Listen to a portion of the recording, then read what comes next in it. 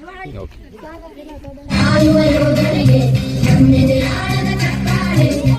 ठिकाणी अजय सरांनी आता आपल्या चौथ्या राऊंडला सुरुवात करणार आहे. ओके, गणित विषयाचं तुम्हाला या ठिकाणी प्रश्न विचारण्यात येणार आहे. प्रश्न मंजुषा कार्यक्रमामध्ये मी चौथा राऊंड होऊन आलेला आहे, गणित विषय. तर या विषयामध्ये मी तुम्हाला जनरल असे जे प्रश्न आता ते विचारणार आहे, घाबरून जायचं नाही. तर आपल्याकडे ग्रुप आहे ABCDE असे ग्रुप आहेत आणि आतमध्ये काय म्हणजे माझ्याकडे जे प्रश्न आहेत त्यामध्ये कुठल्या नंबरचा प्रश्न विचारायचा आहे ते आतमध्ये मुलं ठरवणार आहे. त्यासाठी तर त्यांना मी असं विनंती करतो की त्यांनी काय म्हणजे चिठ्ठी काढायची आहे. पहिला प्रश्न पहिल्या ग्रुपसाठी विचारणार आहे. तर पहिल्या गटासाठी पहिलाच प्रश्न आलेला आहे आणि मला असं वाटतं पहिला जे ग्रुप आहे ते नक्की आहे. प्रश्न अगदी सोपा आहे. 12चा वर्ग किती आहे? शीट उडायचा आणि तिसरी उत्तर सांगायचं आहे. माईक माझ्याकडे आहे. इकडे काय आहे? 144. तर अशा प्रकारे ग्रुप एला 10 गुण मिळालेले आहेत. यानंतर गणित विषयाचा जे प्रश्नमंजुषा कार्यक्रम आहे, आता प्रश्न जाणार आहे ग्रुप बी कडे. तर ग्रुप बी साठी प्रश्न नंबर आहे आतमध्ये करा 5 नंबरचा प्रश्न बी ग्रुप साठी विचारला जाणार आहे. तर प्रश्न आहे पायथागोरसचा नियम कोणत्या प्रकारच्या त्रिकोणाला निगडीत आहे?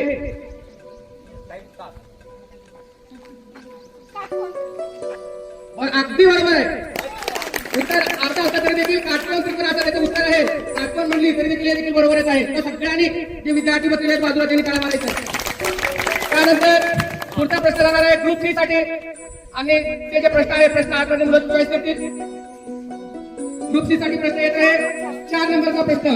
तर अगदी आता सोपे प्रश्न मी चॉईस केलेला आहे. त्यामध्ये प्रश्न आहे शून्याचा जनक कोण आहे? शून्याचा जनक कोण आहे? ग्रुप सी साठी हा प्रश्न आहे. अगदी बरोबर आहे. आणखी देशाला ग्रुप सी मधून उत्तर बरोबर सांगितलेलं आहे. तर सगळ्यांनी काय मारायचा पुढे येतात. त्यानंतर डी गटासाठी पुढचा प्रश्न राहील. तर प्रश्न चॉईस करा. 2 नंबरचा प्रश्न ग्रुप डी साठी आलेला आहे. प्रश्न आहे चौकोनाच्या 4 कोणाची बेरीज किती असते? अगदी सोपा प्रश्न आणि जनरल प्रश्न आहे. चर्चा चालू आहे. ग्रुपची लीडर राणी अर्पिता उत्तर चूक असं ते देखील आपण पुढे सांगायचं आहे. घ्यायचं नाही.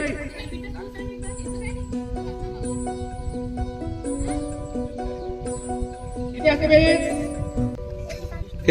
चूक आहे. चूक उत्तर आहे. नाराज व्हायचं नाही. चूक होऊ शकते. यापुढे प्रश्न जाणार आहे डीचा प्रश्न ग्रुप ई साठी आलेला आहे. तर उत्तर आहे 360. अगदी बरोबर उत्तर. अगदी बरोबर उत्तर आहे. उत्तर सांगितले प्रणिता 10वीची हुशार विद्यार्थी. तर ग्रुप डीला बोनस असे 5 मार्क्स मिळत आहेत. बक्षिसी गुण 5. त्यानंतर शेवटचा प्रश्न ग्रुप ई साठी प्रश्न नंबर आहे प्रश्न नंबर 3. ग्रुप ई साठी 125चा घनमूळ किती? अगदी सोपा आहे. अगदी सोपा. अगदी सोपा. किती? बरोबर आहे. अगदी बरोबर आहे. सुंदर. नंदनी ठीक आहे. 8वी वर्गात शिकत आहे. तिने सांगितलेलं 125चा घनमूळ 5.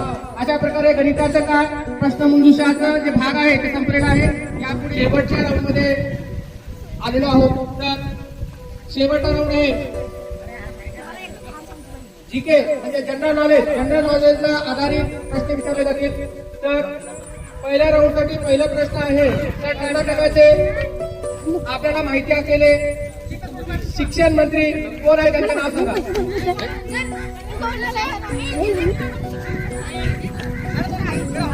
अगदी बरोबर उत्तर आहे मधु बंगारप्पा. Very good. मधु बंगारप्पा जे की कर्नाटक शासनामध्ये शिक्षण मंत्री आहेत. अगदी हिरो असल्यामुळे जास्त ओळखले जाते. तर आता ग्रुप बी साठी प्रश्न विचारला जाणार आहे आणि ते प्रश्न आहेत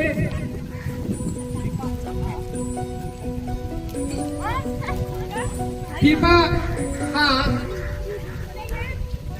कोणत्या खेळाशी संबंधित आहे? संघटना फिफा ही संघटना ही कोणत्या खेळाशी संबंधित आहे? Football very good. प्रशांत आणि ग्रुप. त्यानंतर पुढचा प्रश्न आहे डी ग्रुपसाठी आणि ते प्रश्न आहे भारताचे एकूण क्षेत्रफळ किती आहे? भारताचे क्षेत्रफळ अवघड आहे. सी ग्रुपसाठी आहे भारताचे क्षेत्रफळ किती आहे?